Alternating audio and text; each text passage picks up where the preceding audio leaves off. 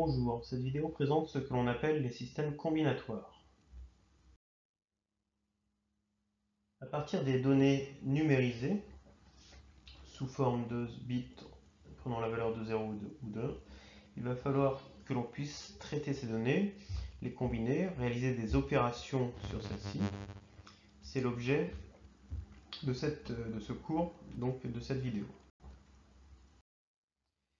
Tout d'abord, on va appeler système logique tout système dont les grandeurs d'entrée ou de sortie n'ont que deux états, donc 0 ou 1. On parle de grandeur booléenne, du nom de George Boole, donc la personne qui a mis en place ce qu'on appelle l'algèbre booléenne.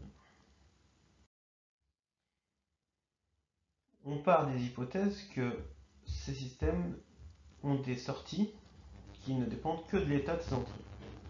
Donc l'histoire de l'évolution de ces entrées n'a pas d'influence sur la sortie. Donc on est capable d'exprimer la sortie uniquement en fonction des entrées. On fait l'hypothèse aussi que ces sorties évoluent en même temps que les entrées. Il n'y a pas de temps de latence entre la variation des sorties et la variation des entrées.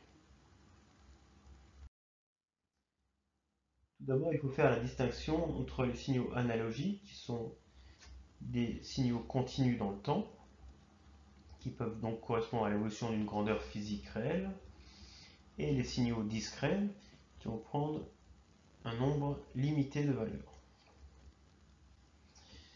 Le signal binaire est un signal discret particulier qui va prendre deux valeurs, 0 ou 1. Ainsi, à partir d'une grandeur analogique, on va pouvoir construire un signal discret. Donc par exemple ici, on a une grandeur U a priori en vol, donc une tension qui évolue de manière continue dans le temps.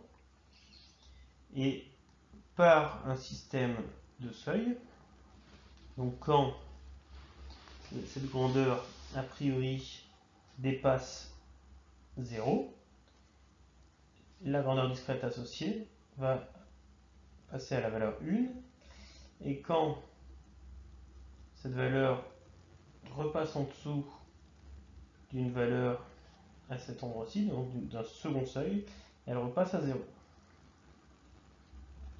Donc on utilise des seuils. Généralement on utilise deux seuils différents pour éviter d'avoir des fluctuations trop rapides de la grandeur discrète si la grandeur analogique évolue très rapidement autour de ce seuil-là. Donc généralement on prend un seuil bas pour le passage à 1 et un seuil un peu plus haut pour le passage à 0.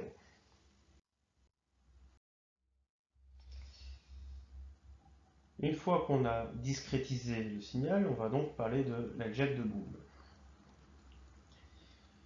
On va donc définir les fonctions exprimant les sorties en fonction des valeurs d'entrée. Comment allons-nous représenter une fonction logique? À l'aide de logigrammes, donc une représentation graphique, de tables de vérité, de tableaux recensant l'ensemble des situations possibles, donc en fonction des différentes configurations d'entrée possibles, d'une équation logique et de schémas à contact pour faire une analogie entre le comportement de notre système, de la sortie, avec le comportement d'un système électrique. On utilisera dans cette algèbre de Boole différents opérateurs, donc des opérateurs simples, donc l'identité non, ou et des opérateurs que l'on appellera universels, qui va nous permettre en fait de réaliser l'ensemble des fonctions logiques rien qu'avec des non et, NAND, ou des non ou des inhibitions, ou des XOR, c'est-à-dire des ou exclusifs. L'opérateur identité a un schéma logique, donc un carré avec ce égal à 1, sa table de vérité. Si l'entrée est à 0, la sortie est à 0. Si l'entrée est à 1, la sortie est à 1. On peut donc écrire une équation logique, la sortie égale à l'entrée. L'analogie électrique, on va représenter la sortie par une lampe, l'entrée par un interrupteur normalement ouvert. Si on actionne l'interrupteur, ça allume la lampe. Donc si E est à 1, actionné, la lampe est allumée. C'est 0. Les deux traits verticaux à gauche et à droite représentent deux potentiels différents pour pouvoir donc allumer cette lampe. La négation ou le non. On utilise un petit rond en sortie de l'identité ou parfois un petit triangle. La table de vérité, quand l'entrée est à 0, la sortie est à 1 et vice versa. On note la négation E bar. Donc non E s'écrit E bar. L'analogie électrique, c'est que l'interrupteur utilisé est normalement fermé. Donc sans action sur l'interrupteur, la lampe est allumée. L'opérateur OU est représenté par le symbole mathématique supérieur ou égal. Il faut que au moins une des entrées soit égale à 1 pour que la sortie soit égale à 1. Elle s'écrit A ou B avec le signe mathématique plus. L'analogie électrique, c'est deux interrupteurs normalement ouverts en parallèle. Donc soit le contact est fait en A, soit en B, soit les deux en même temps. Dans ces trois cas-là, la lampe est allumée. L'opérateur est représenté par le symbole et. La table de vérité, la sortie est à 1 si et seulement si les deux entrées sont égales à 1. Si on utilise un opérateur et avec trois entrées, il faudra que les trois entrées soient égales à 1 et ainsi de suite. L'équation logique se note A.B et se lit donc A et B. L'analogie électrique, il faut que deux interrupteurs soient en série et donc que les deux soient fermés pour laisser passer le courant dans la lampe. L'opérateur non et ou NAND, on rajoute une négation à la sortie de la porte et donc on a le complémentaire de la table de vérité précédente. Donc la sortie est tout le temps à 1 sauf si les deux entrées sont à 1. On voit la négation sur A et B, donc on lit ça A et B bar.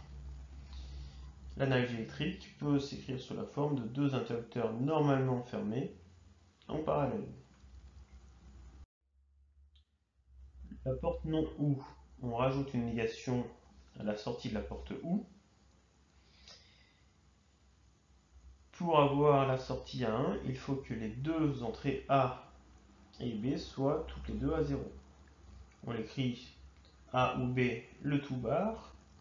L'analogie électrique peut être deux interrupteurs normalement fermés en série. L'inhibition, on rajoute une négation sur une entrée de la porte E. Donc si la négation est sur B, il faut que A soit égal à 1 et que B soit égal à 0 pour que S soit égal à 1. Elle s'écrit A et B bar. L'analogie électrique, c'est que A doit être normalement ouvert, B normalement est fermé, et les deux interrupteurs en série.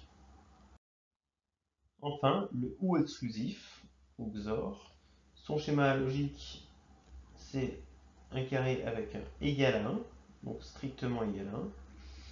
Il faut que avoir A ou B égale à 1, et pas A et B, les deux égales à 1. Elle s'écrit A ou entouré B, et donc se lit A ou exclusif B. L'analogie électrique, c'est en parallèle un interrupteur fermé pour A, et un interrupteur ouvert pour B, et de l'autre côté, l'inverse. On peut remarquer que A ou exclusif B peut aussi s'écrire A bar et B ou A et B bar. Quelques propriétés particulières de l'algèbre de Boole. Le et le ou sont commutatifs. Les et ou sont aussi associatifs.